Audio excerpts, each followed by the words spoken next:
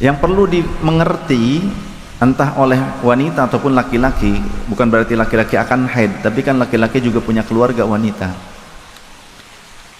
Paling sedikitnya masa haid, adalah sehari semalam. Ya, perlu dicatat, paling sedikitnya masa haid dulu. Paling minimnya masa haid adalah sehari semalam. Bukan berarti sehari semalam itu terus menerus ngalir gitu kan, tapi dalam sehari semalam itu ada tetesan. Sedangkan wa ghalibuhu, umumnya masa haid itu adalah 1 pekan atau 7 hari. Bisa 6 hari, bisa 5 hari, 8 hari, 7 hari. Ya, umumnya itu. Seminggu itu umum kebiasaan. Paling sedikitnya 1 hari 1 malam. Kemudian wa aktsaruhu, dan paling banyaknya masa haid adalah 15 hari 15 malam. Paling pol-polnya masa haid itu 15 hari 15 malam. Nah, setelah maksimal masa haid itu, jika masih keluar, berarti itu namanya istihadah. Bagaimana jika darahnya keluar di batasan 15 hari itu tapi tidak setiap hari? Ada kalanya di hari tertentu berhenti dan bersih. Contoh, kita kaum wanita ya maksudnya, bukan kita kaum laki-laki, mohon maaf. Tapi kadang kaum laki-laki juga banyak yang haid, lihatnya kapan Ramadan. Ada yang uzur, tidak puasa, haid katanya laki-lakinya. Ketika tanggal kebiasaannya, nah ini yang perlu menjadi perhatian. Kebiasaan awal haidnya kapan? Gitu aja ya. Contoh, kita hitung pakai tanggal 1 saja. 1 sampai 15 itu masa maksimalnya masa haid. Tanggal 1 sampai tanggal 5 keluar tiap hari, maka itu haid tiap hari. Kemudian mampet berhenti, maka mandi di tanggal 6 itu bersih ternyata, berarti mandi jinabah, meskipun ada di rentang waktu yang 15 ini mandi. Kemudian lakukan sholat, puasa, lakukan puasa kalau memang tidak keluar lagi tuh ya seharian itu. Nah, tanggal 6 kan, tanggal 6, tanggal 7 masih bersih ya, masih sholat, puasa, boleh pegang mushaf, boleh i'tikaf. Tapi di tanggal 8 keluar lagi, maka itu masih darah haid, karena ada di rentang waktu 15 hari dari awal haid tersebut. Begitu ya. Nah, terus keluar lagi sampai tanggal ke-13. Di tanggal 13 berhenti, mangpet. Karena ini masih rentang 15. Berarti mandi, sholat, puasa ya, 13, 14, 15.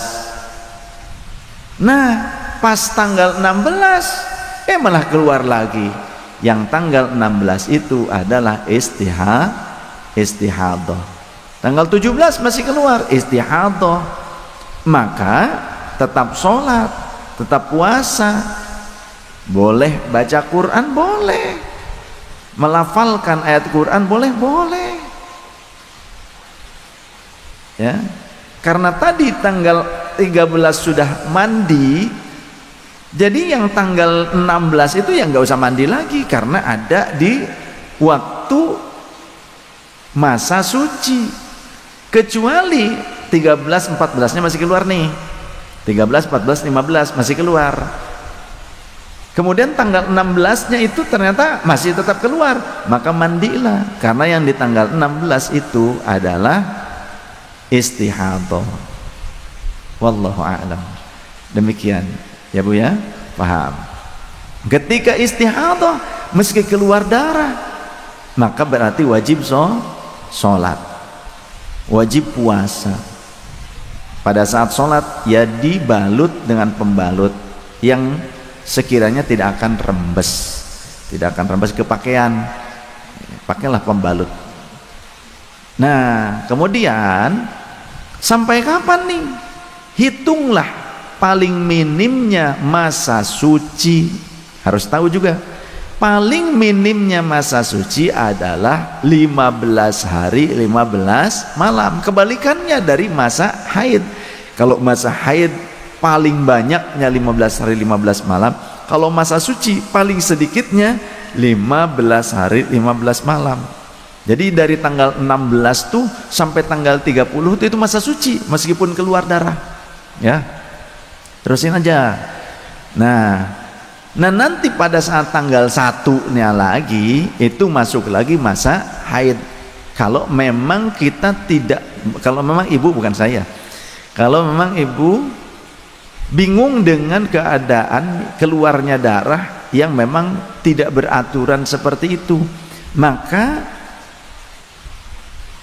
dihitung dari kebiasaan, gitu aja, kebiasaan haid, dan dari tanda-tanda umumnya haid itu biasanya rada berbeda dibandingkan dengan darah istihadah. Mungkin kalau darah haid lebih kotor, lebih pekat warnanya, kalau darah istihadah itu mungkin segar, bisa seperti itu, bisa ya. Jadi kebiasaan itu menjadi sebuah barometer. Nah, adat itu bisa jadi patokan hukum. Nah, kebiasaan. Kemudian juga dari tanda-tanda darah yang keluar itu juga bisa menjadi petunjuk ini sudah masuk haid apa ini istihadah, bisa saja. Yang penting tadi kebiasaan waktunya haid. Biasanya tidak jauh ya. Waktunya itu kan tidak jauh biasanya. Kecuali kalau ada abnormal genetika, atau dengan sengaja seperti disuntik, kadang ada yang sampai 3 bulan sekali haidnya ya.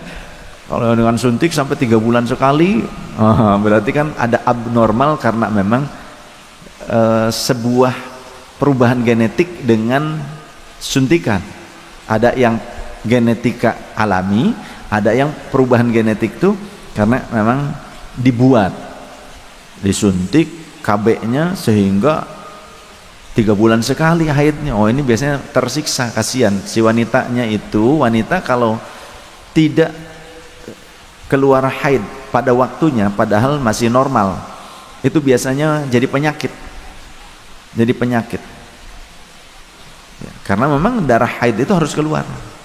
Nah, ketika ditahan dengan contoh ya suntikan sehingga haidnya sampai 3 bulan sekali, biasanya rentan sakit wanitanya. Demikian. Wallahu a'lam. Ada lagi yang bertanya?